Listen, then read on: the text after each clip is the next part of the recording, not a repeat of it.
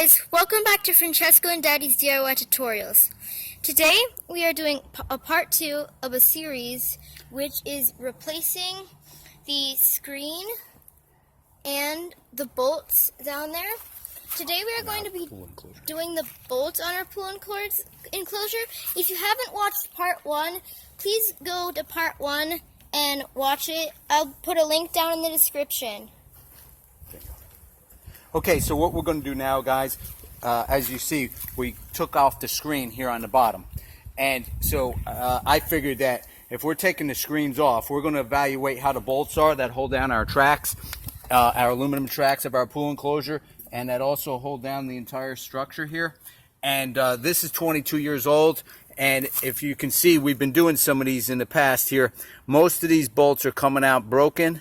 And super rusted and broken off, which means they don't have the strength anymore that they used to. One did come out full and intact, and so that's how I'm going to try and take a look at these. I'm going to try and back them off with my wrench first by hand, because if you do it with power, you're just going to break them all off. And it doesn't matter if they break off. This is key. It doesn't matter if they break off. It's probably better if you can get them out whole, if that does occur, but most of them are not after 20 years. And it doesn't matter if they break off, that's fine, because what we're going to do is we're going to take our trusty hammer drill and we're going to drill right next to the bolt, as straight as we can, right next to the bolt, drill down next to it. And so we're not going to have to drill any new holes in our track or anything. We're going down the same hole. This is different than what I've seen on most YouTube videos. We're going down the same hole. We're going to drill right next to the existing rusted out bolt, however condition it is, and we're going to replace it with a brand new Tapcon. And so what I'm using here, Francesco, if you can maybe show the folks here the type of screws we are going to be using. These are called Ultracons. These are by DeWalt. You can use this or Tapcons or any other brand that's quality. And here it is. We're using 1/4 inch stainless steel times 3 1/4. So the original ones were about 2 inches. So just to give us some extra grab into the meat of the concrete below, in case it's a little, the hole is a little expanded up here from the original bolt.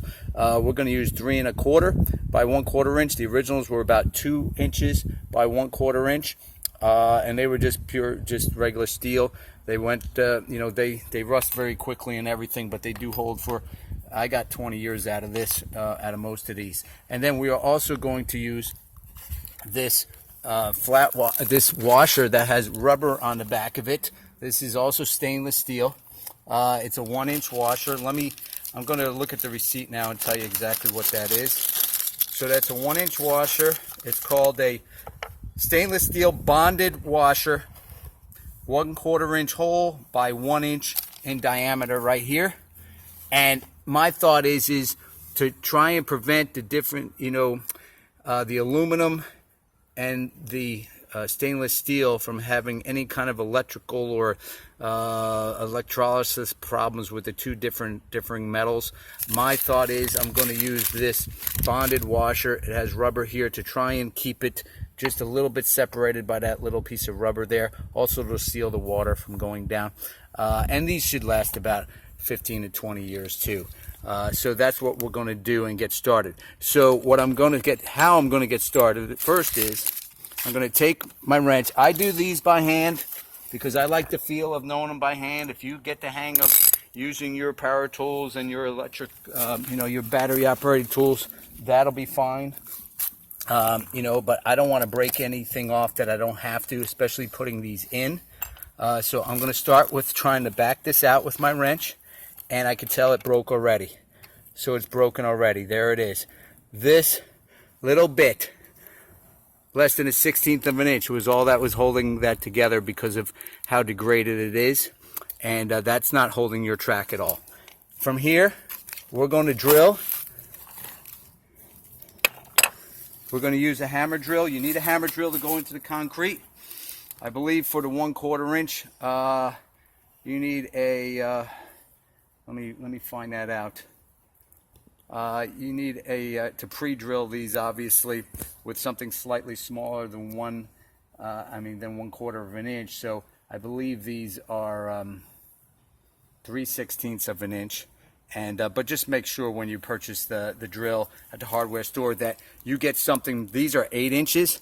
It needs to be at least an 8-inch length. If you use short ones, you will not be able to do it. You're going to need at least 8 inches length to get into your hammer drill. I believe these are 3/16, but just check it out at the hardware store to make sure you're using the correct one to pre-drill for your Tapcon. That's 1/4 of an inch. And also, you also want to use pretty much the whole length of this down as you drill, because there's about 1 inch here in the track. And then you do want to go down as far as you can, because what's going to happen is all the dust is going to go straight down.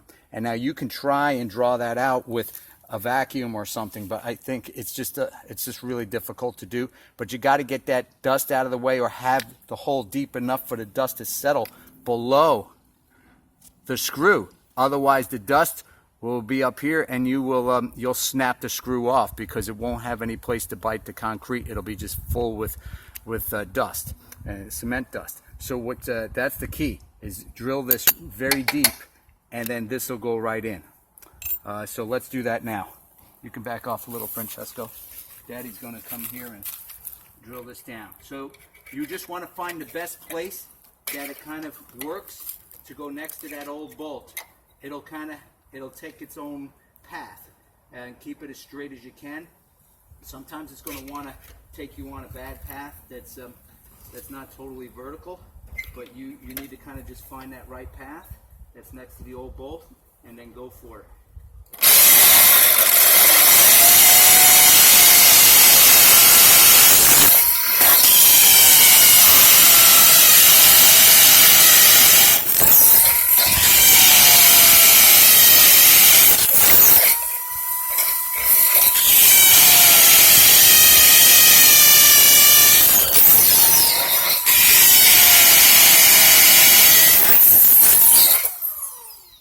Now what you want to do is go in and out a bunch of times and try and draw out as much of the dust as possible, because it really matters. Okay, that should do it. So we went very deep there. Next thing to do is I drop a tiny bit of liquid dish soap in the hole, just a couple of drops as a lubricant. Then I take my screw, and now you saw that wasn't perfectly vertical up and down that I was drilling, because we had to go next to that other screw. Sometimes you're going to get perfectly up and down vertical, and sometimes you're not. But when you finally take this home, you won't notice the difference.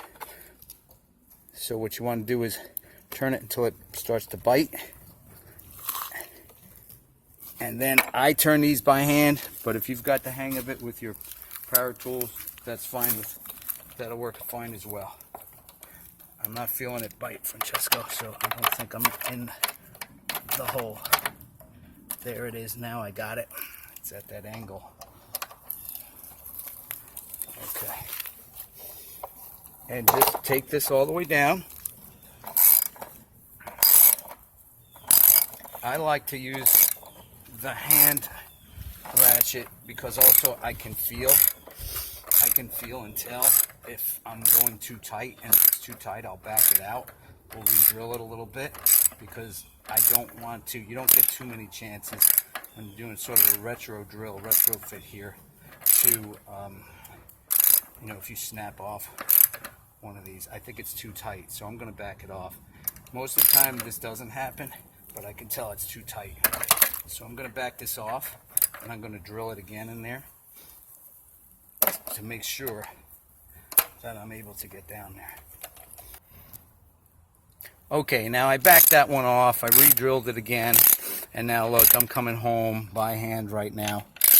Some of these are not going to be perfect. Most of them come out really perfect and just square right down, but you don't want to over tighten, because Tapcons snap.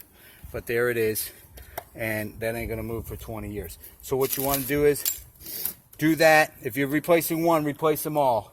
Just turn these all off, and they'll either break out. If they don't break out, maybe it'll fully come out. And if it doesn't do that, figure some other way, or take a chisel and knock it off, and then drill next to it. Once you do all of these, so you can see, this one holds the side member ultimately with these two screws. So it's important to have these in for hurricane force winds or anything else, and you have good bolts. So replace all the ones that are down on going into the concrete here, and then we'll get back to replacing our screen afterward. But when you're replacing the screen, that's the time to replace these bolts, because it gives you access in here. Thank you.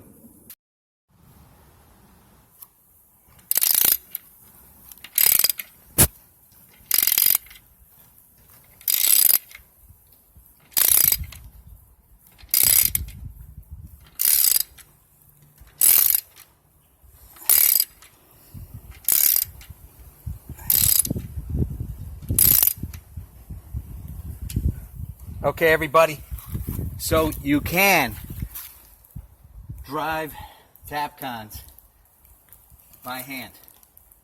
I showed you just how to do that today. I use a little bit of dish soap in the hole.